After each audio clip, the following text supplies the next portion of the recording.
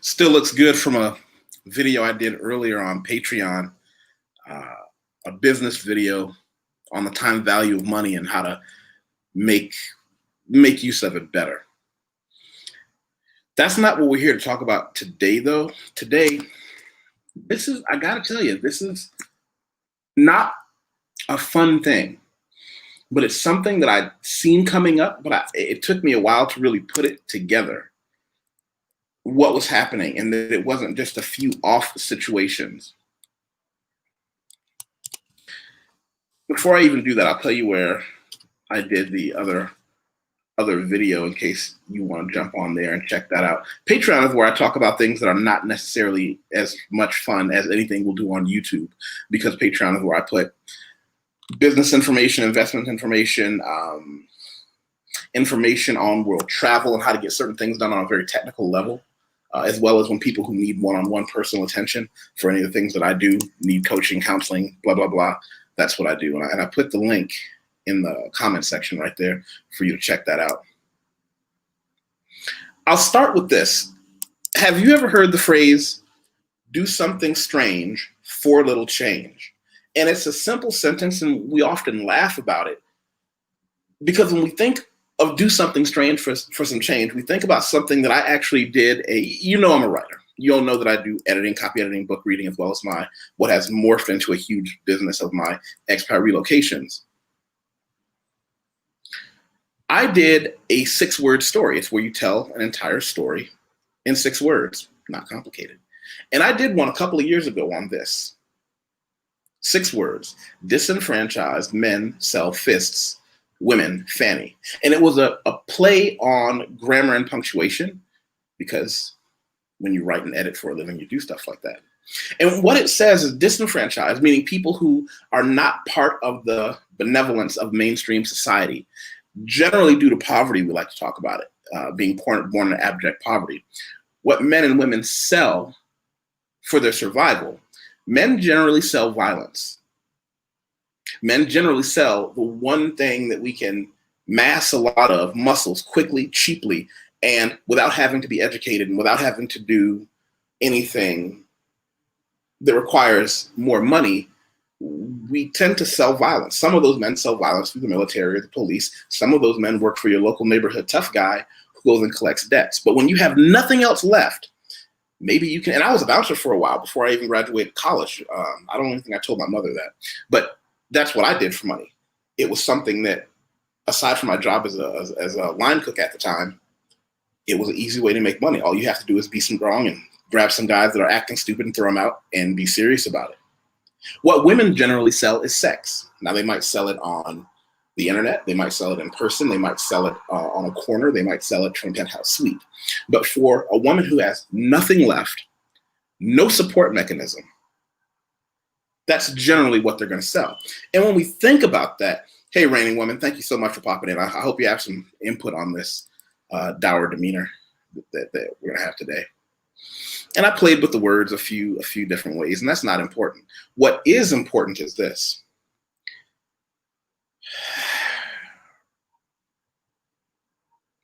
Right now, we're seeing people at wit's end. Right now, we are seeing people who've done everything the right way. And I'm seeing people who've never mismanaged their funds have difficult conversations with me about things they were offered. Some people were offered money. Some people were simply offered job security. There are stories of, there's a story of something that has happened many times in different areas. There was a woman who has sex with her landlord for rent because she couldn't pay anymore. There's a guy somewhere right now who put on a hoodie and took something heavy with him and took money from somebody. Might have been a steel pipe, might have been some brass knuckles. What I'm looking at is, how do you talk to people about ethics. When first, I've never missed a meal, right? You guys hear me talk a lot about my family and I had it hard when I was a kid, blah, blah. It was hard, but not in the sense that I ever missed a meal. I'm dealing with people that are looking at their families missing meals. I'm looking at people right now feeling like there's no government help. Not that the government is going to help anyone. Thank you, Brother Cooper. I'm surprised anybody put anything in this pot because, wow, this is not fun. I'm watching people right now deal with the concept of compromising their ethics and their morals. Saying, I understand I'm going to do something that's wrong. However, I'm going to do it anyway because if I don't do this, I don't eat. Or even worse, my wife and children don't eat. Or even worse, in the case of single mothers, their kids don't eat. And they come to me because they want someone to help them hold on to that rock of stability. And what I'm finding is people who always had it tough, who didn't do anything the wrong way, well, those people, they're not going to do anything the wrong way. They're used to having things that they don't have. What I'm watching are the people who are used to having the things that they want. And I apologize, I am looking at my phone while I'm talking to you. It's not out of being rude or ignorant. It's that right now I'm in a situation where I have a client that I'm dealing with, and I'll show you guys what I do client-wise, who is here in Brazil going through the process with me. And I'm trying to figure out, what do I say? What do I say to them when they say, hey, what do you think about me doing this? I have to say, I wouldn't do it, but I'm not that person. I can say, I wouldn't do it, but I'm not you. I'm not someone who has to worry about a meal coming in. And there is a song by the Mighty Mighty Boss Tones that you've all heard me say. One of the lines is from a song called The Impression That I Get, and it says, I'm not a coward, but I've never been tested. And if I was, I'd like to think I would pass. Wow. Are we watching part of As the American Dream Dies? Are we watching right now people look at their mortgage not being able to be paid? And I don't have an answer for this. I'm not telling you that I advocate anybody doing anything illegal, immoral, wrong. What I'm saying is that right now I have people compromising what it is they're willing to do. When you're used to having a full refrigerator and suddenly it's only half full, when you're used to your children going to a great school, but now you can't, what do you do then?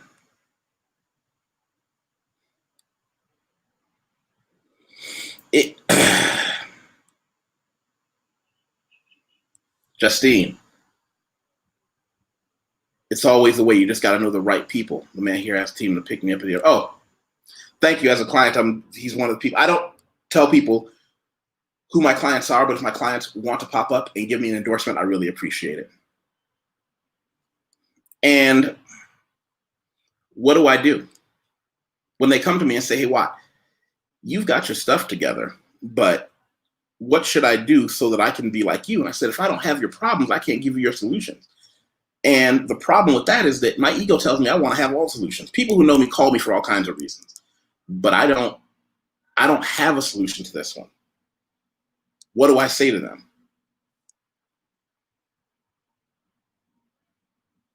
What do you do when someone who you know is a decent person says it's all about discipline and perseverance?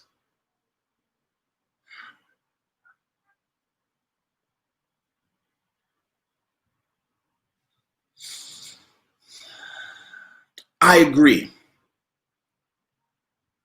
But how do you talk to people who are used to a certain standard of living and watching that standard go down to something that to you or I might be sustainable? I've had the big house and the cars and the hot tub swimming pool. Doesn't bother me. I live in a simple bachelor pad in Sao Paulo, Brazil. But what about those people who work their way up there and now they're at an age where they can't put 20 years of hustle back into getting what they want? But somebody in their office says, all I need you to do is sign off on this sheet. And they know it's wrong. And that sheet could cause somebody to get hurt. Brother Jeffrey, thanks for showing up. Thanks for showing up.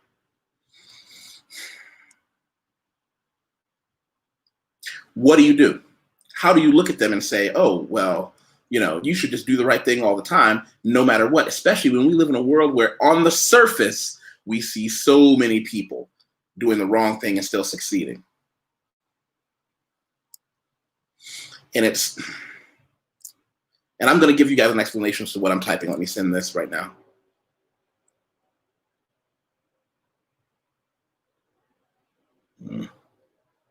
Clients first, as they say.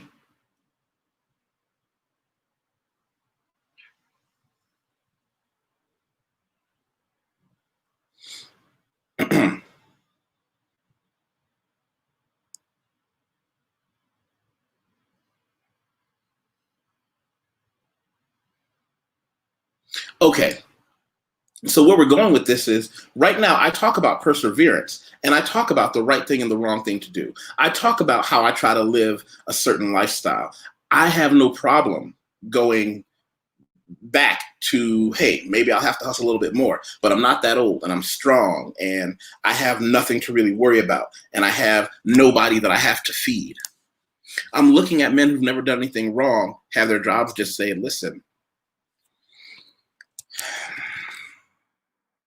I got to make a decision. I know men that don't want to go home and look their family in the eye and say, all the things I was able to provide for you, I can't anymore, and explain to a wife and child who've never wanted for anything within reason that they can't have that right now. That's a hard standard. I'm not saying it's right.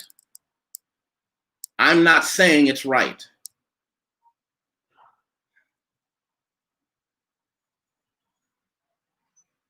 But I'm afraid to say I understand, because that might seem like,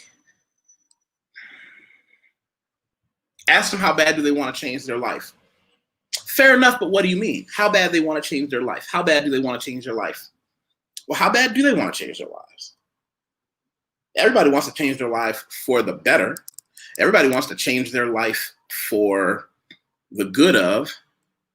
Nobody wants to see their life change badly, and nobody wants to do it when you got other people depending on you. And right now I'm seeing people take what some of my older cousins used to call penitentiary chances, because the world is caving in around them. And for the record, those of you who don't know, I worked in the financial industry for about 10 years, and it's what gave me the wherewithal and the financial inspiration and knowledge to not have to be rich, but to understand that money really is deceitful. Money is the greatest slave to have. If money isn't your first priority, you're going to lose. But when I learned those things, I used my ability to understand money to get out of the system. At 37, I retired, semi-retired. I still have to work with no debt, 2 university degrees, and 2 streams of income.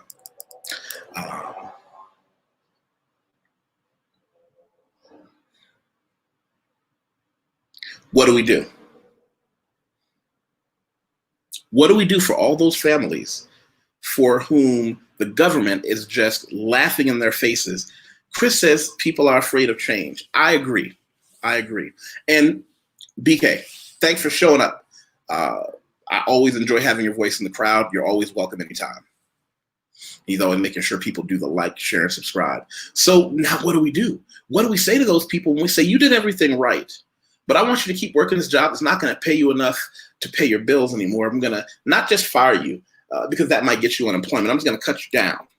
And I'm not just talking about people who do the hourly jobs. I used to be a bouncer and a line cook in college, before I went to my career. I know what it's like to need to get that 35, that 40 hours, and the difference between 30 hours and 40 hours could be the difference between paying the rent and having food. Now, I did that grind when I was young. My parents gave me as much love as they could and as much attention as they could. They didn't have the money to give me the things in life. I had to go out and bleed for it. But what would I be like if I had to face money? Yeah, slave but a great servant. We need to put that on it. Yeah, we need to put that on t-shirts, seriously. What do we do now? How do we look at it and say, okay, well, I understand. I guess I'm just going to have to cut things back for a while. And it never even occurred. By the way, anybody who tells me that it never occurred to them to do something wrong, I'm not asking you to out yourself and say you did do something wrong or you didn't do something wrong. I'm just asking you to admit that you thought about it. I'm asking you to say, even if it's just for the sake of the philosophy conversation we're having, if I can call it that, you thought about it. You thought about it. You said, if I did this one wrong thing, it'll put me ahead. But see, this is what I'm afraid of. It's kind of like learning the cheat code for a video game.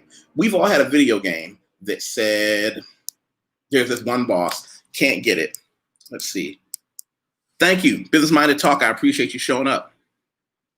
Brother Escrow Tisdale, come up with a plan and execute the plan. I agree. But I have some friends who are military that say no plan survives contact with the enemy. And right now, when the enemy is an economy that trashed you, threw you away, your company can't help you. Your government is just going to laugh at you. I'm trying to help my friends stay strong. But I sit here and say that with more than a full belly, but access calories and ability to go lift the weights all the time. And I work for my own companies. Because again, we're not talking about the people.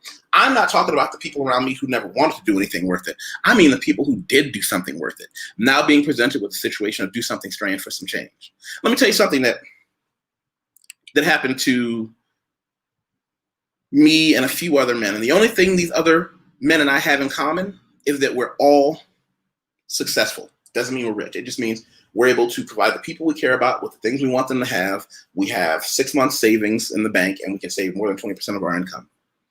All of us talk about that interesting conversation you have with a woman from your past. Maybe it's an old lover. Maybe it's an ex-wife. Maybe it was just a friend with benefit that called you saying, hey, what are you up to? Blah, blah, blah.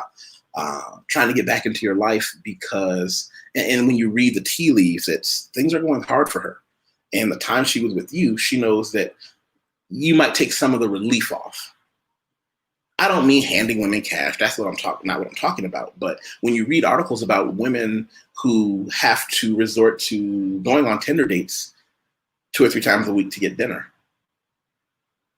is it a slippery slope? Is it a slippery slope for a man to simply say, I am going to sign off on this inspection sheet and it's not that bad, to I'll just sign it without looking at it for a bag of money? I'm terrified to do anything and come out of being a square because I'm afraid that I'd fall down with that slippery slope, and I don't know where it would end. I don't try to hold on to morals, ethics, and ideas to be better than anybody else. I'm just a man. I mean, I'm kind of pretty. I got a great life. I'm still just a man. And I'm prone to fucking up if I put myself in the wrong situation. And I think maybe we're coming to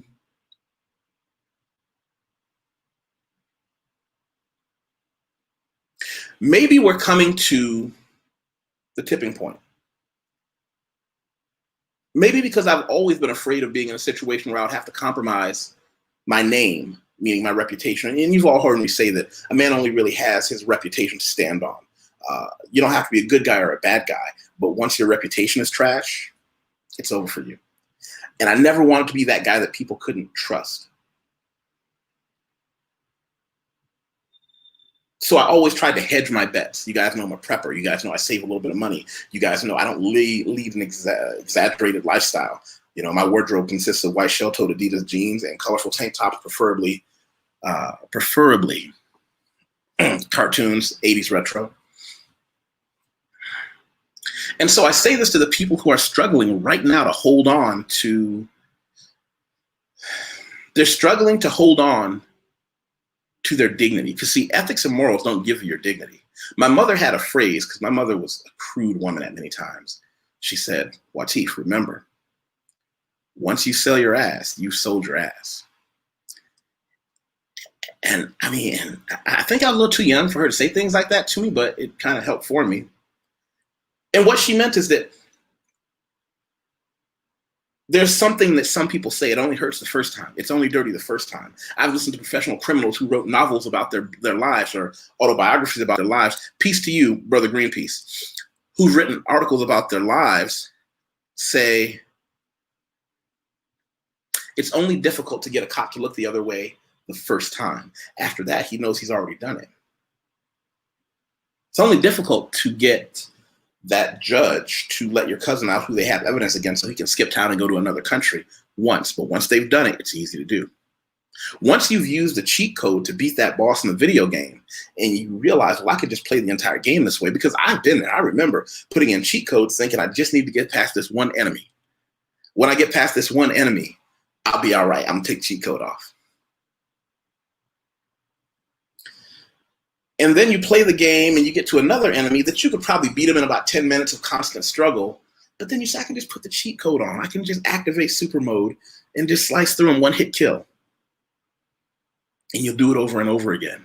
I would. I'm not here to tell you what you would do, but I would do it over and over again.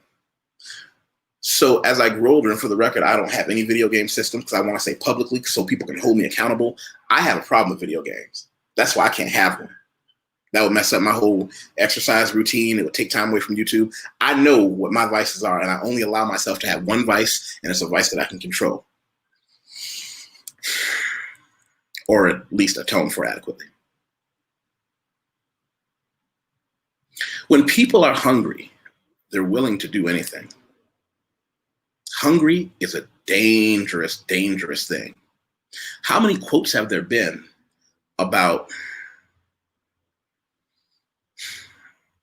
societies collapsing? Hold on, matter of fact, I'll show you a few.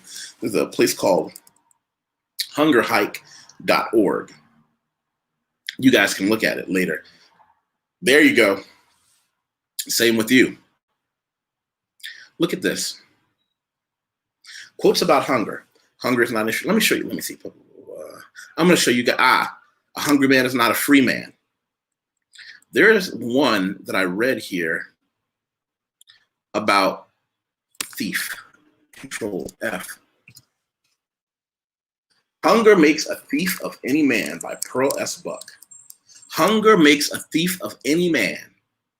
Anyone sufficiently deprived, maybe it's not of money, but maybe it's of the ability to have nice things. Once you're sufficiently deprived, it's over.